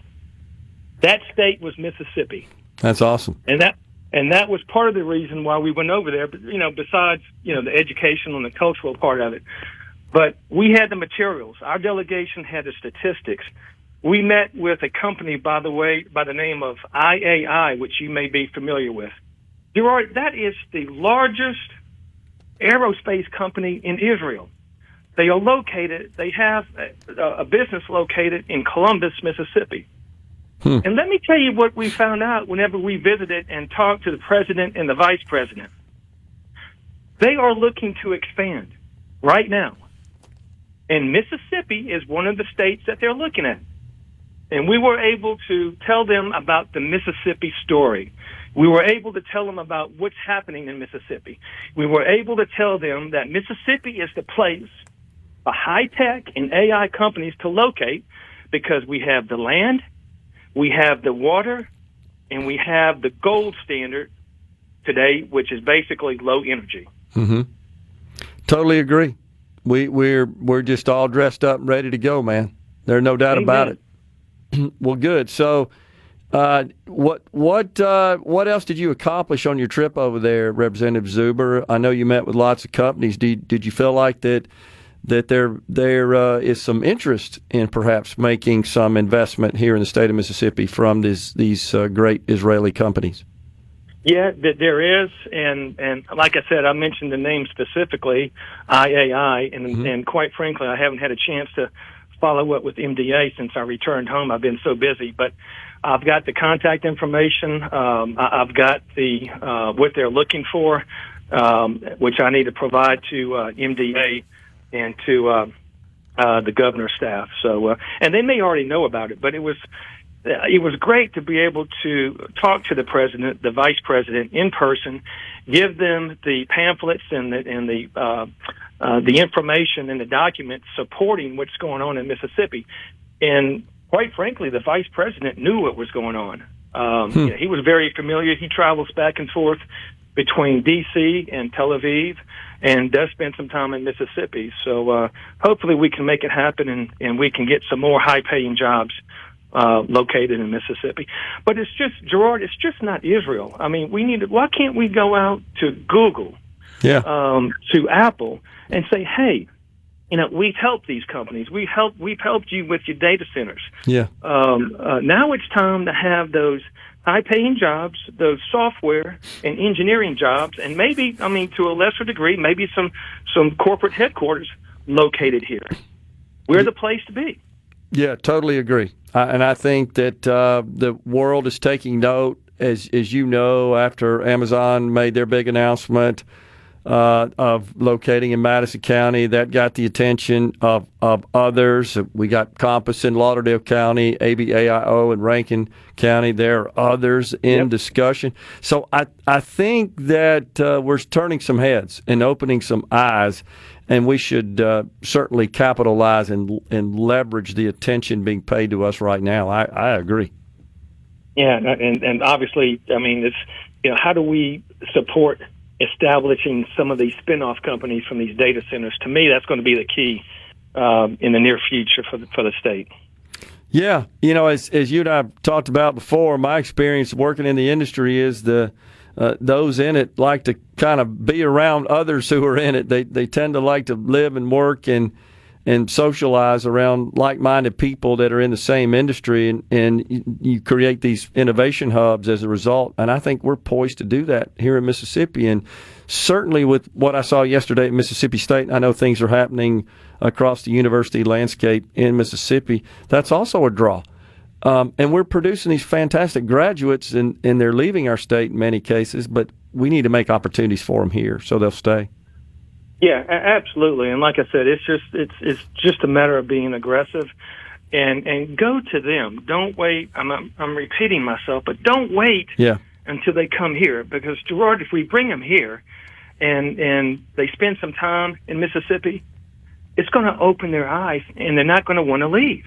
Agree. Yeah, when they get here, they're blown away. They just, unfortunately, I think Hollywood has created a bad misconception and misrepresentation of our state. But we're dispelling that to a great extent on a daily basis. And when folks come here, they're blown away. There's no doubt about it. And I agree with you, and I've had this discussion. We got to be more proactive and less reactive. Yeah, I think the key, like I said, is high-paying jobs. But anyways, obviously, we had a cultural aspect of the trip to Israel.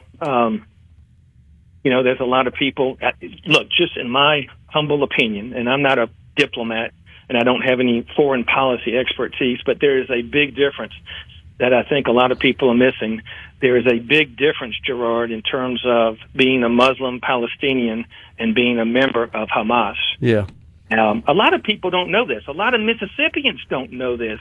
There's anywhere between 2 to 3 million Palestinians living peacefully in Israel. Wow. Not only are they living peacefully in Israel, they are citizens.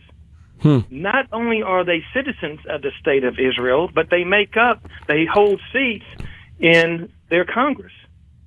So, I mean, it's not like, and you hear people saying, well, Israel is committing genocide. How can that be?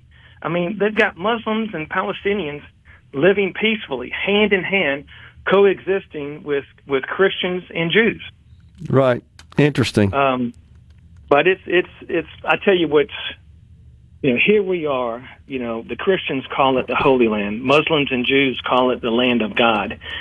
And it was eye-opening. I mean, it was a very life-changing experience. But, to look around and to see the mass media and what's happening around Israel and see the destruction and the violence and just the hate, that dichotomy really struck me. And it's just, it's sad. The whole situation is sad. Yeah. And hopefully there can be a peaceful resolution, and just all of us need to continue to pray for world peace.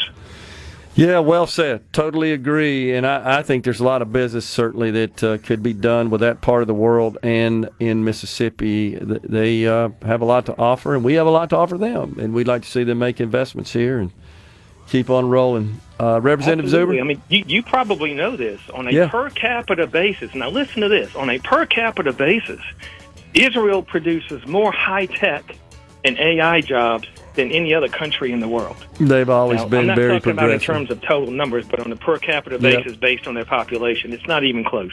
Yep. Appreciate it, Hank. Thanks for coming on. We got to go. Appreciate it, man. Good job. Okay, Gerard. Thank you. Okay. Tired of the office? Middays with Gerard Gibert. What? This is so awesome.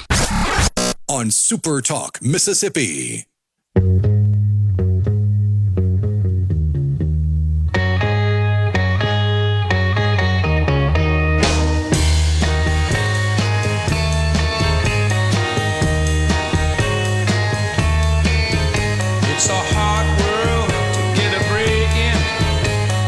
Welcome back, everyone.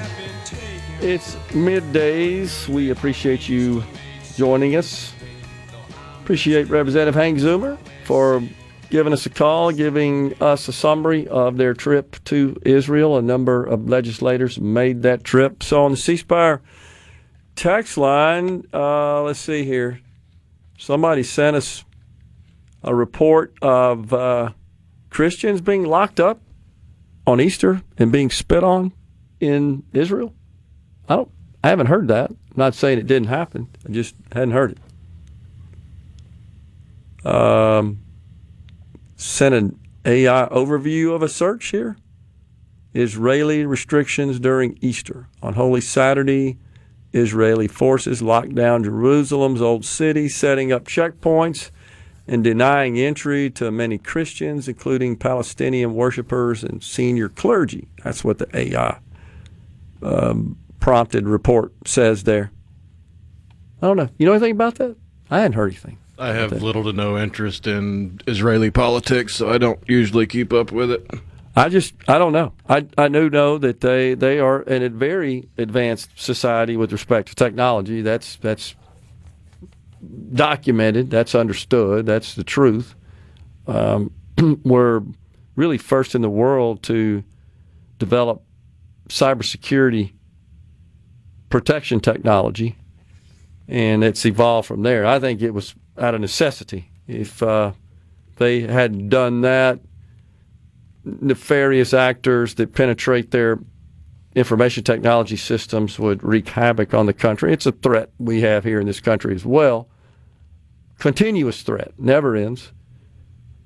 We just hope that our cybersecurity defenses are up to the task of identifying those threats, mitigating those attacks when they occur. We had one just the other day, right, in New York, using SIM technology. That just blew me away, trying to disrupt communications around New York, and in particular, I think, affect our president. And the president and his organizations, the White House's, the administration's ability to communicate, and really just disrupt this UN meeting and just create chaos in the largest city in this country. You know that won't be the last time. Thankfully, the Secret Service was on it, detected what was going on, and was able to neutralize that threat, mitigate it before it caused major problems. But this is happening 24 hours a day. No doubt about that. Let's see here. What do you got to say here, Thomas? Sounds like, are the pics we're seeing of Gaza fake? If not, that's genocide. If Iran did the same to Israel, would that be genocide? Sounds like he needs to move there permanently so he can enjoy constant euphoria. Okay.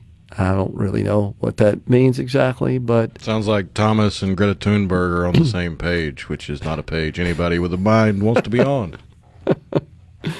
I didn't take the same way as Thomas did there. I actually think it makes sense to try to promote the state.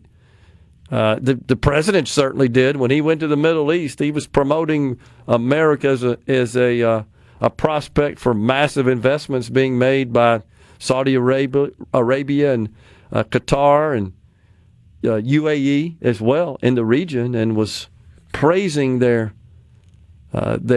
decision to make such investments. I thought he was trying to build a pretty strong relationship. I think he did a great job of it. That was back in the spring, of course, on his big Middle Eastern trip. So, no, I think that makes sense. I think we need more business, more commerce that's good for America. I'm not in favor of commerce that hurts America, but in this case, I think it would be good for America. So, let's see here. The audacity of these people. This is Mo's. Auditor's office arrests Brooksville mayor and city clerk. I don't know what that's about. You know anything about that, Rhino? Yeah, it was a story from SuperTalk Mississippi News had the story. It's on our scroll.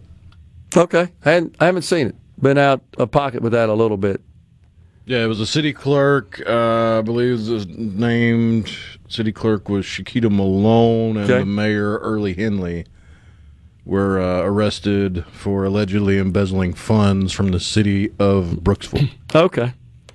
A whole bunch of that goes on, unfortunately, and that's, I think, largely because we have very weak systems and controls and standards in place. Now, one thing for sure you learn even as a young audit student is that collusion is just always difficult to prevent.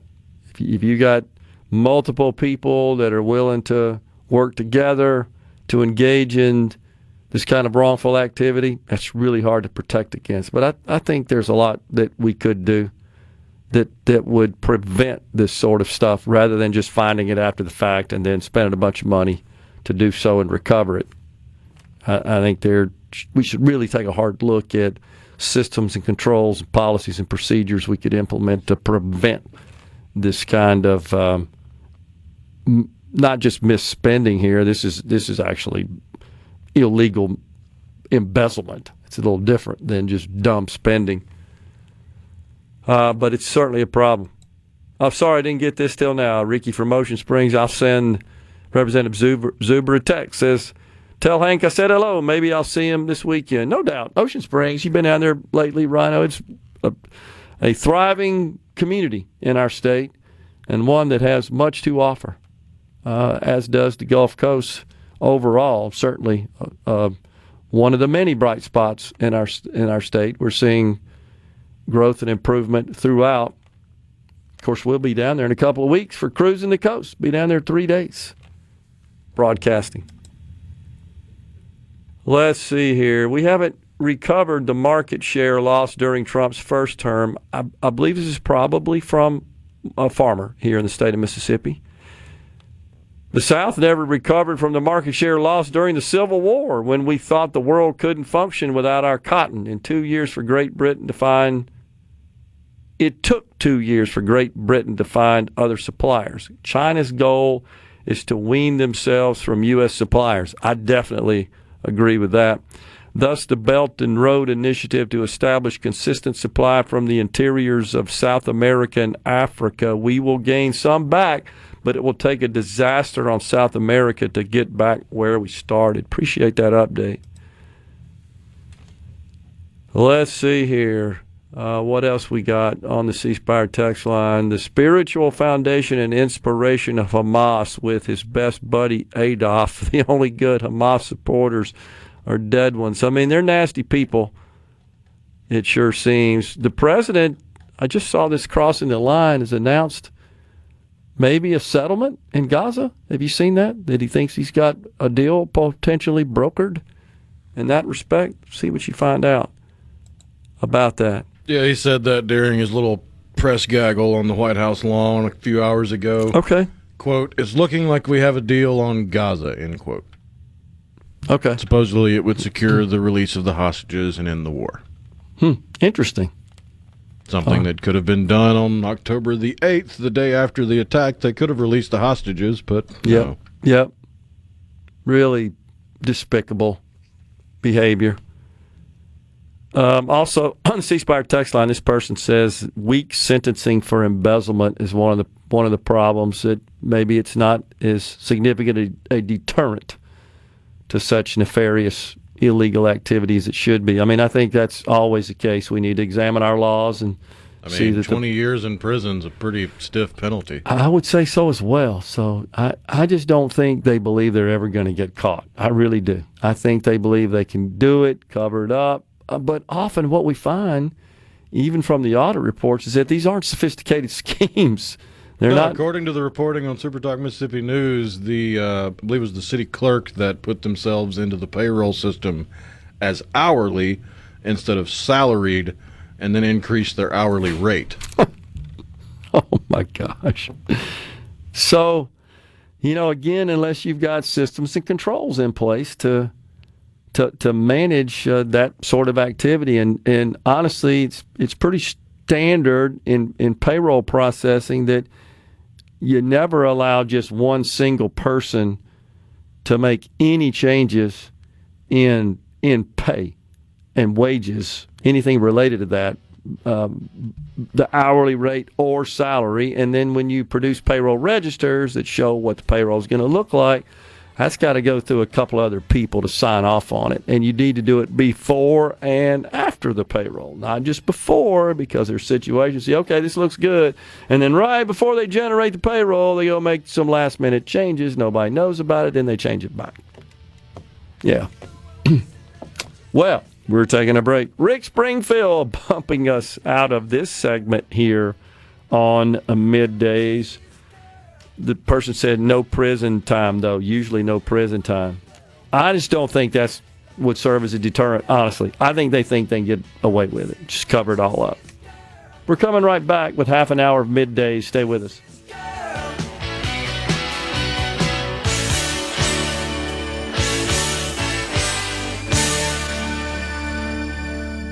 From the Seabrook. Attention, adoring fans! It's time for Middays with Gerard Gibert on SuperTalk, Mississippi.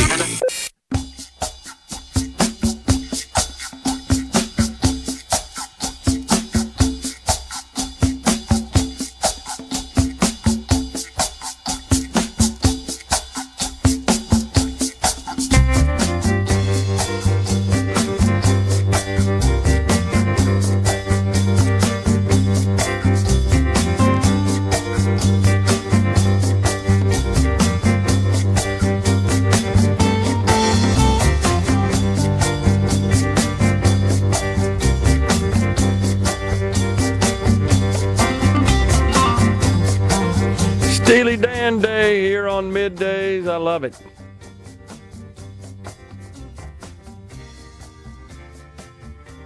We're back with you in the Element Wealth studio. So earlier this week, District Attorney Scott Colomb was, I think it was this week, wasn't he, on with Richard Cross on the morning show. And, of course, we received the press releases from the Democrat Party and from the Colomb for Senate campaign. This from September 23rd.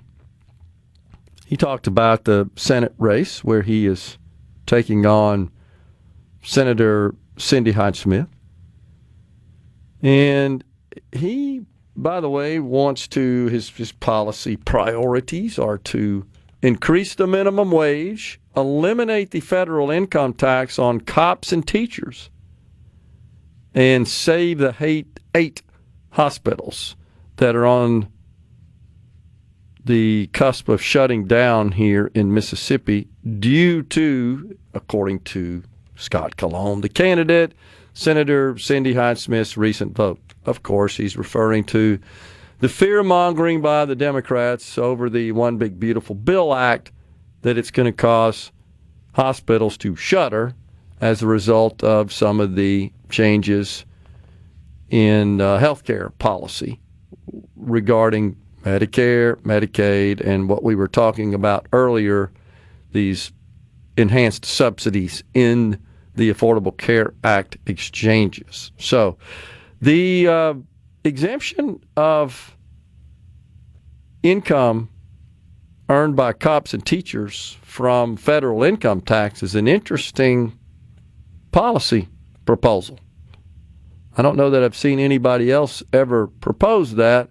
Of course, I'm all for lowering taxes.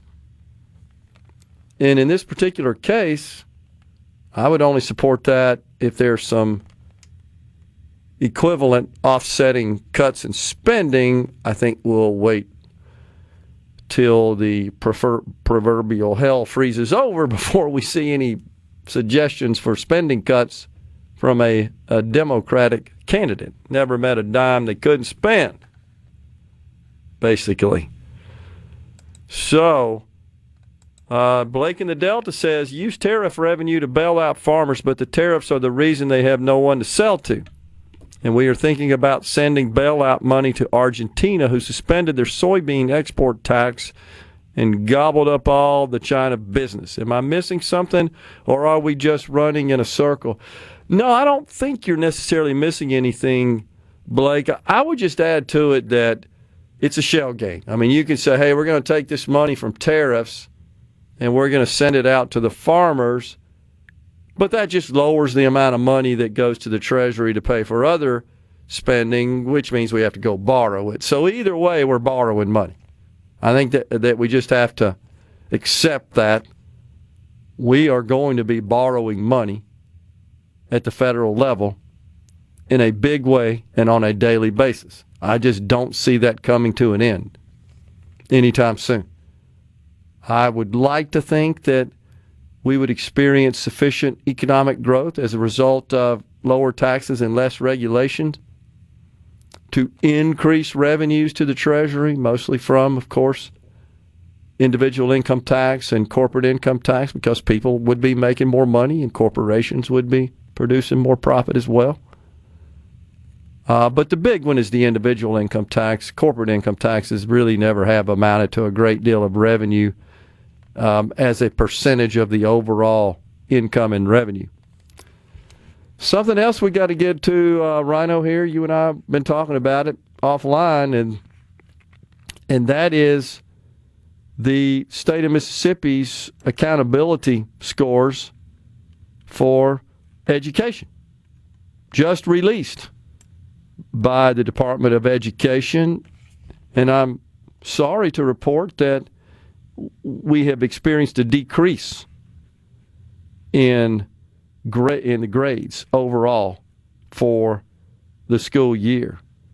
I don't know that I saw that coming. 80.1% of schools and 87.2% of districts earned grade C or higher, and that's a decrease, according to the Mississippi Department of Education, from the 23-24 year, in which 85.7% of schools and 93.9% of districts earned a C or higher. So just to recap, we went from 85.7 to 80.1 of schools with a C or higher, and went from 93.9 to 87.2 of districts earning a C or higher. So kind of took a backward slide over this particular year. Just looking at the total count, 146, that does include charter schools as well, total count of districts.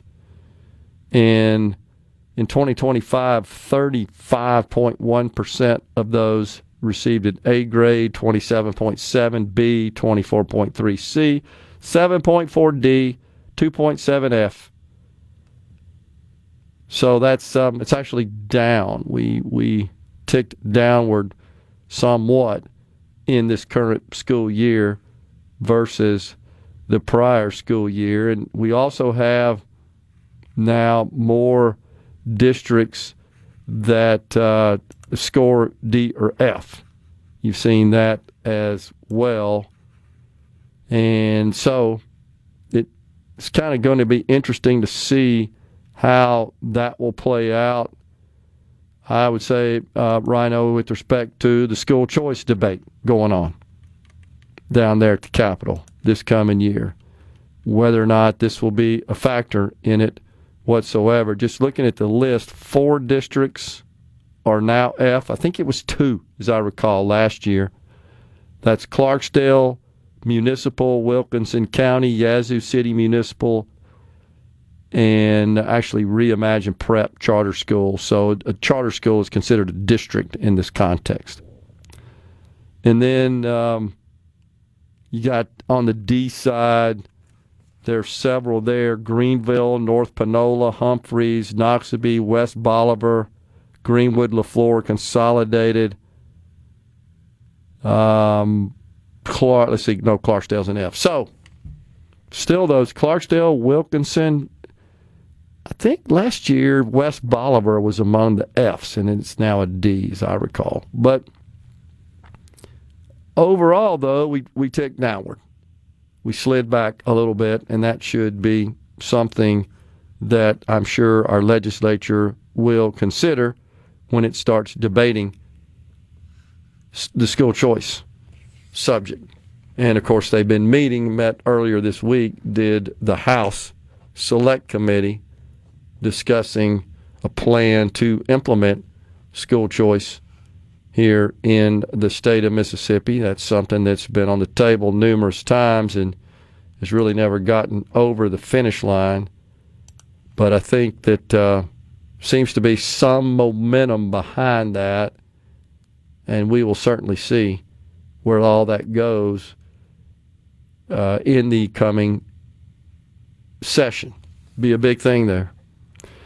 You guys probably saw all the chaos and the firestorm ignited by the president coming out not so long ago and recommending that pregnant women not ingest Tylenol while they're pregnant. However, yesterday, J.D. Vance, the nation's vice president, he had a little different take. He said pregnant women should follow the advice of their doctor after the president recommended that pregnant women not take acetaminophen. Of course, that's the ingredient in Tylenol, due to the possible risk of autism. There's so much information about this, honestly, and everything I found, and you may have come to a different conclusion, indicated it's not one or two while you're pregnant, that you're taking a lot over, I think, like a month. Then there's a higher risk of penetrating the fetus and having an impact. But of course, there's also the alternative of, if you're having a fever as a pregnant woman, that could affect the fetus negatively as well, and in fact, it could induce autism. So it seems like there's kind of some tough options. I think the president said just tough it out, but I don't know. If you tough it out and you've got fever and you don't address that fever with, I think it's acetaminophen, right's the only treatment at this point. Analgesic, isn't that the other kind of pain relief, fever relief drug as well, is not recommended while you're pregnant. We are coming right back with the final segment on this Friday. Stay with us.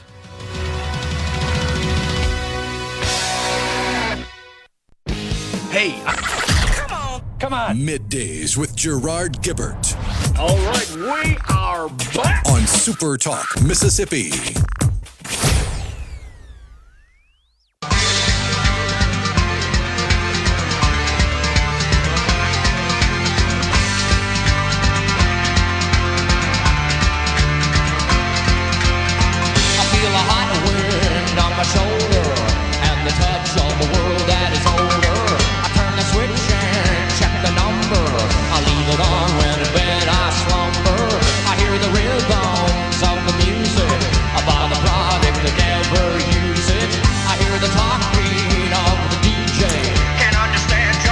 We are back with you in the Element Well studio. Dan in Hattiesburg says, amazing how many of these school districts are in Benny Thompson's district. Well, I happen to believe, and Rhino, you probably, I think, would share my position on this, that there's a direct correlation between economic status and educational outcomes. And I think when you have districts which are such as Benny's district, one of the most, if not the most impoverished in the country. Yeah, you get poor health outcomes. All of that correlates, does it not, to education, to affluence, to economic status. So you got poor health outcomes, poor outcomes coming out of the schools, all kinds of other crime, other problems as a result. And so what we should be doing, in my view, is trying to figure out how we can grow opportunity and the economy in that region of our state, which continues to, by the way, bleed population as well, because there's no opportunity. So, and I don't think the congressman has done much to address that problem. He's not concerned about that. He's more concerned about shaking people down. They're probably listening and going to be mad at me. I don't care. It is a pay-to-play scheme. I've talked to too many people that have attempted to visit with the congressman and found that to be the case. So, Larry and Mize, who's going to win, Ole Miss or LSU? Well, I'm headed up there tomorrow, Larry. I'm, of course, pulling for the Rebels, and hopefully we'll have a good outcome. Should be good. On the C Spire text line, this comes up a lot, Rhino. Why the push for all this school choice stuff now that we finally started to see gains in education statewide? You can't tell me that Rankin County schools and Madison County schools, for example, improved with school choice. And I'll go back to what I've said 1,000 times. I'm not wavering on this position. It doesn't matter. It's about freedom. It's about allowing parents and their student child to select the setting of their choice. Freedom. I would add Period. the point that when we as a state decided to go in a different direction from the recommendations of the Department of Education, we saw a precipitous rise in reading scores. Totally true. So maybe just doing it the way it's always been done because the Department of Education says so isn't the best way to run the railroad. The governor points this out all the time. He gets asked about the so-called Mississippi miracle. I've seen him be asked that question on national broadcasts, and he makes it very clear. He describes it as conservative education policy. And it's sad that it even has to be deemed conservative. Seems like we'd all agree. If you can't read in the third grade, you need to stay in the third grade to learn how to read. And so now we're saying... And the same educators that pushed back on that legislation are the same educators pushing back against school choice. No doubt about it. It's 100% true. So it was really, although I agree with the governor, it is conservative policy and that the folks on the left didn't want to do that. It's really just common sense policy. It's returning to the way education was in this country 40, 50 years ago, where teachers didn't fear failing a student because they really weren't ready to advance to the next grade. And there are districts in this country, you can't fail anybody. They're not ready to go, but they let them out. And then they get to the high school level, the report we shared in Chicago public schools. Remember that back in the spring where like 80% of them couldn't do the most rudimentary second grade math, and they're seniors in high school. They're going to struggle in life. That is disgraceful, honestly. So again, I just say it's about freedom. And you know what? Nobody wants to change the outcomes, the great outcomes occurring in those two school districts and the number of other great school districts across our state. And they don't have anything to worry about. If the quality of education is that high, then there won't be any students seeking to transfer out. And you got a capacity issue right now, and that's accommodated in any legislation that they're not required to take everybody who wants to transfer in. But what it would do, I believe, is first improve the quality of education in the schools where kids are wanting to transfer out. You'd also see probably some more charter schools and some more private schools also spin up on the landscape, just giving more options in micro schools and homeschool situations and all the above. So it's about giving choice. It's not a one-size-fits-all deal. And the other thing that's worth pointing out, you've seen the statistics on this, the number one reason why students seek to transfer out of their existing school, it's bullying. It's number one reason. They're getting bullied. They can't thrive. They can't learn. They really can't be nurtured. It's bullying. Freedom, folks. That's what we want. We're out of here today. Back with you tomorrow. Monday. Stay safe and God bless. A SuperTalk Mississippi media production.